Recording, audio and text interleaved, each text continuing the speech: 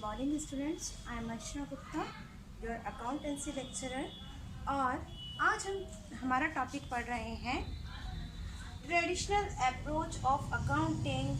हम जो चैप्टर पढ़ रहे थे वो है हमारा इंट्रोडक्शन ऑफ अकाउंटिंग, और उसी में ही हमारा जो टॉपिक है वो है traditional approach of accounting. Yes, in Hindi हम कह सकते हैं इसे लेखांकन का पारंपरिक तरीका।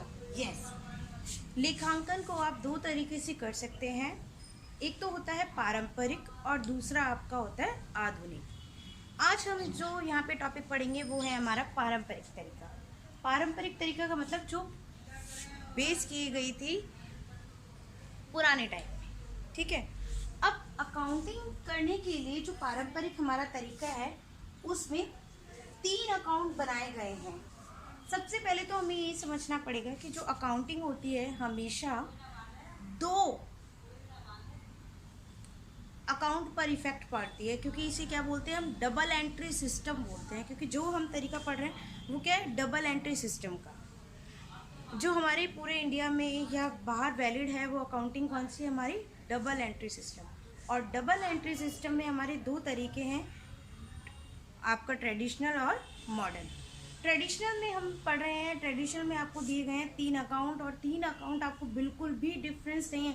3 अकाउंट उसी पे बेस्ड है। मैंने आपको बताया था कि बिजनेस 3 चीज़ों पे ही बेस्ड है, और वो 3 अकाउंट भी यहाँ पर हैं। पहला जो अकाउंट है आपका traditional approach based on 3 account, based on 3 accounts. और 3 अकाउंट कौन कौन से हैं आपके, पर्सनल, रियल और नॉमिनल। अगर आप इन्हें इंग्लिश में याद ना रखकर हिंदी में याद रखेंगे तो आपको बहुत अच्छा फ़ायदा होने वाला है, क्योंकि हिंदी हमें कुछ चीज़ों से रिलेट कर देती है इस अकाउंट में। मैंने आप, क्योंकि पर्सनल का होता है व्यक्तिगत, ठीक है, व्यक्तिगत। तो इसका मतलब ये क्या है, सिर्फ व्यक्ति के नाम से जुड़ा होगा। रियल अकाउंट का मतलब होता है वस्तुगत। तो इसका मतलब क्या है, ये वस्तु से जुड़ा हुआ अकाउंट है। और नॉमिनल का होता है, यस, नॉमिनल का मतलब होता है नाम मात्र। नाम मात्र। अब आपको लग रहा होगा कि ये नाम मात्र है, ये नॉमिनल है, वस्तुगत है। तो मैंने आपको बताया था कि बिजनेस में 3 ही चीज़ें हमारे पास होती हैं। पहला व्यक्ति का होना ज़रूरी है, दूसरा वस्तु का होना ज़रूरी है, क्योंकि बेचने के लिए हमें कोई वस्तु होनी चाहिए, और तीसरा नाम मात्र। मतलब हर कोई चाहता है कि आपका जो प्रॉफिट हो ना वो तो ज़्यादा से ज़्यादा, और जो खर्चे हो वो क्या हो, कम।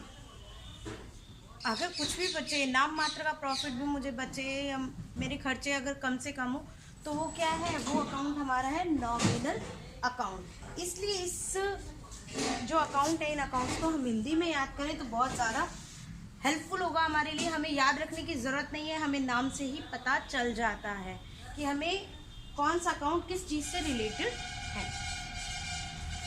ऑफ कोर्स व्यक्तिगत अकाउंट है तो इसमें क्या होगा, सिर्फ और सिर्फ व्यक्ति से रिलेटेड जो खाते हैं वो किस में आएंगे, व्यक्तिगत अकाउंट, ठीक है।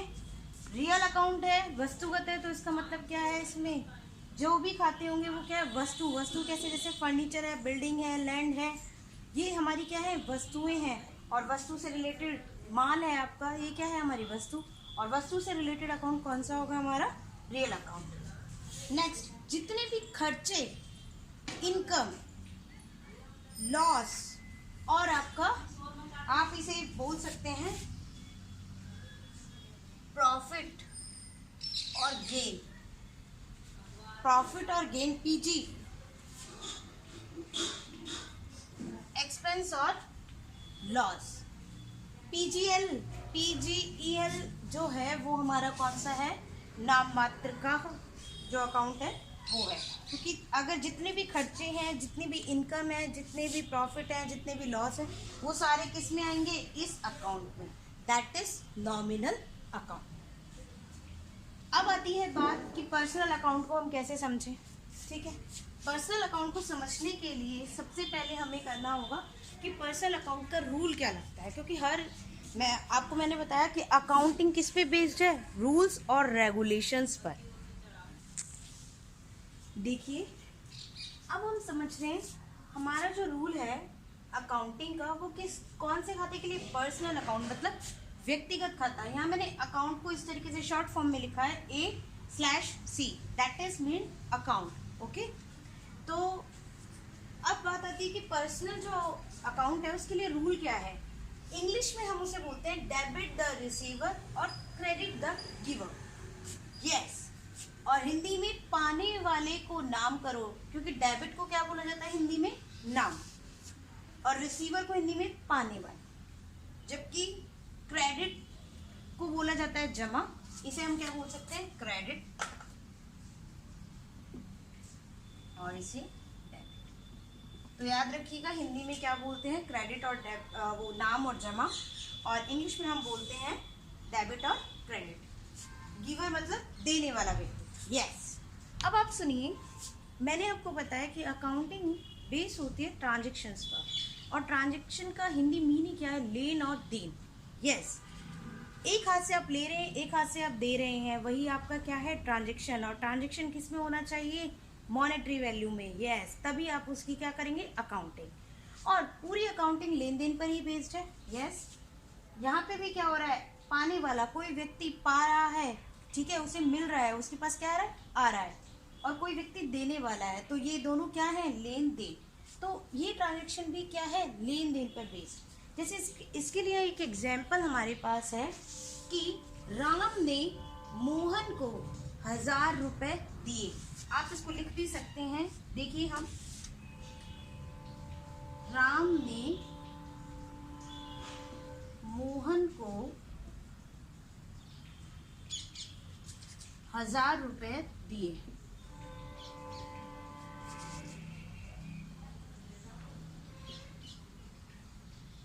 हमारे रुपीस को सिंबल अब चेंज हो गया है, रुपीस का सिंबल होता है ये।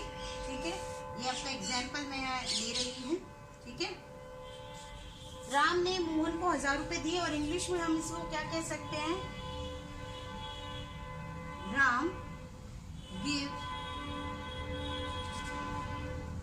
₹1000 टू मोहन। इन दोनों ही सिचुएशन में आपको समझ में आ रहा होगा कि पाने वाला कौन है और देने वाला कौन है। यस, राम ने दिए और पाने वाला क्या है यहाँ, मोहन। राम देने वाला व्यक्ति है, मोहन लेने वाला व्यक्ति। क्या हम इसे कर सकते हैं, देने वाला व्यक्ति कौन है, राम, और पाने वाला व्यक्ति कौन है, मोहन।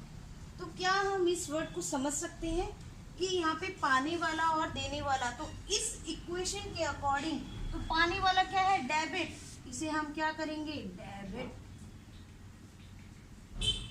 और देने वाला यहाँ कौन है, राम, तो इसे हम क्या करेंगे, क्रेडिट। क्या हमें कोई भी प्रॉब्लम आई इस क्वेश्चन में, हम इसको इजीली समझ सकते हैं। जब भी हम कोई ट्रांजेक्शन करें तो हम ये देखें कि यहाँ पे पाने वाला व्यक्ति कौन है, who is the receiver and who is the giver.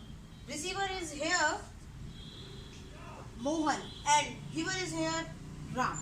So we can understand what is the rule of the personal account, and rule is that debit the receiver and credit the giver. Yes, debit the पाने वाले को debit करिए और देने वाले को credit करिए, और ये एग्जाम्पल इस पर बिल्कुल बेस्ड है।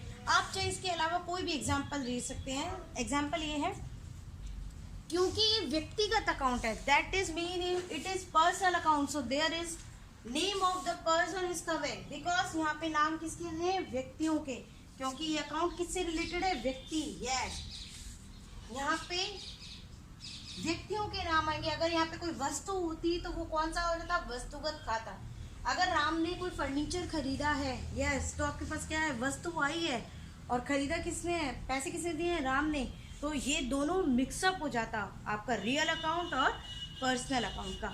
लेकिन अभी हम पढ़ रहे हैं सिर्फ पर्सनल अकाउंट, तो हम यहाँ पे क्या लेंगे, सिर्फ व्यक्तियों के नाम। अनदर एग्जाम्पल हम जैसे ले सकते हैं, मोहन ने सोहन से 100 रुपये लिए। ठीक है, मोहन ने सोहन से 100 रुपये लिए। आप इस एग्जाम्पल को भी आप देख सकते हैं। मोहन